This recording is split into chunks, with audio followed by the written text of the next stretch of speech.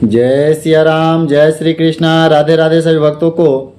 तो आइए आज सुनते हैं श्रीमद् भागवत गीता के 18वें अध्याय सुनने का महत्व व उसे सुनने से क्या फल प्राप्त होता है ये भी जानेंगे।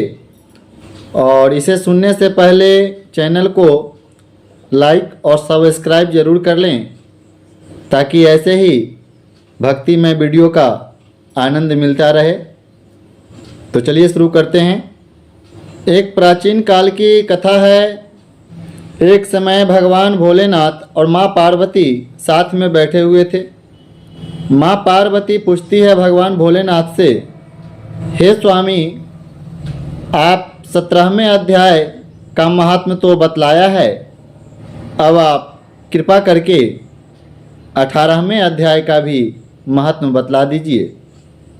फिर भगवान भोलेनाथ कहते हैं, हे देवी गिरिनंदिनी, चिन्मय आनंद की धारा बहाने वाली 18वें अध्याय के महात्म्य को जो वेद में भी उत्तम है उसे मैं आपको बतला रहा हूँ।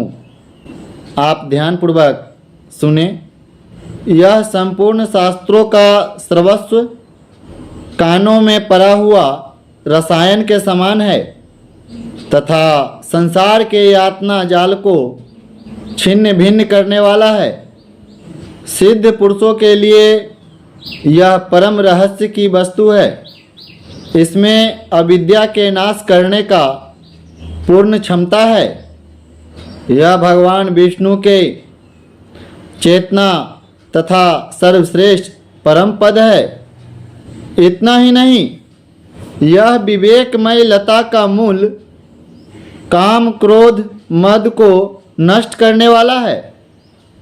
इंद्र आदि देवताओं के चित्त का विश्राम मंदिर तथा चारों ऋषि कुमारों का सनातन और सनत कुमार आदि महायोगियों का मनोरंजन करने वाला है। इसके पाठ मात्र से यमदूतों का गर्जना बंद हो जाती है। हे देवी पार्वती, इससे बढ़कर कोई ऐसा रहस्यमय उपदेश नहीं है जो संतप्त मानवों के त्रिविध ताप को हरने वाला और बड़े बड़े पापों को नाश करने वाला है। हे देवी, 18वें अध्याय का लोकोत्तर महात्म्य है। इसके संबंध में जो पवित्र उपाख्यान है उसे भक्तिपूर्वक ध्यान लगा करके आप सुनो। 18वें अध्याय के श्रवण मात्र से प्राणी सभी पापों से मुक्त हो जाता है।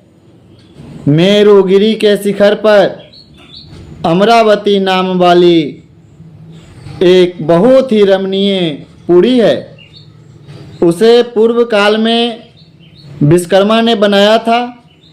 उस पुरी में देवताओं द्वारा सेवित इंद्र सची के साथ निवास करते थे। एक दिन वह काफ़ी प्रसन्नता के साथ सुखपूर्वक बैठे हुए थे। इतने में ही उन्होंने देखा कि भगवान विष्णु के दूतों से सेवित एक अन्य पुरुष वहां आ रहा है। इंद्र उस नवागत पुरुष के तेज से तिरस्कृत होकर तुरंत ही अपने मणिमय सिंहासन से मंडप में गिर पड़े। तब इंद्र के सेवकों ने देवलोकों के साम्राज्य का मुकुट इस नूतन इंद्र के मस्तक पे रख दिया। फिर तो दिव्य गीत गाते हुए देवांगनाओं के साथ सब देवता उनकी आरती उतारने लगे। ऋषियों ने वेद मंत्रों का उच्चारण करके उन्हें अनेक प्रकार के आशीर्वाद प्रदान किए और गंधर्वों के ललित स्वर में मंगलमय गान होने लगा। इस प्रकार इस नए इंद्र को 100 यज्ञों का अनुष्ठान किए बिना नाना प्रकार के उत्सवों से सेवित देखकर पुराने इंद्र को काफ़ी विस्मय हुआ। वे काफ़ी आश्चर्य में पड़ गए। वे सोचने लगे, इसने तो मार्ग में न कभी पौंसले बनवाए हैं, न पोखरे खुदवाए हैं, न पथिकों के विश्राम के लिए रास्ते में कहीं बाग बगीचे लगवाए हैं। अकाल पड़ने पर अन्नदान के द्वारा इसने प्राणियों का सत्कार भी नहीं किया है। इसके द्वारा तीर्थों में, सत्र और गांवों में यज्ञ का अनुष्ठान भी नहीं हुआ है। फिर इसने यहाँ भाग्य की दी हुई ये सारी वस्तुएं कैसे प्राप्त कर रहा है। इस चिंता से व्याकुल होकर इंद्रदेव ने भगवान विष्णु से पूछने के लिए प्रेम पूर्वक क्षीर सागर के तट पर पहुंच गए और वहां अकस्मात अपने साम्राज्य से भ्रष्ट होने का दुख निवेदन करते हुए कहते हैं, हे लक्ष्मीकांत, मैंने पूर्व काल में आपकी प्रसन्नता के लिए 100 यज्ञों का अनुष्ठान किया था। उसी के पुण्य से मुझे इंद्र पद की प्राप्ति हुई थी, किंतु इस समय स्वर्ग में कोई दूसरा इंद्र ही अधिकार जमाए बैठा हुआ है। उसने तो न कभी धर्म का अनुष्ठान किया है, न कोई यज्ञ किया है, न कोई बाबरी बगीचे, पोखरा, तालाब बनवाया है।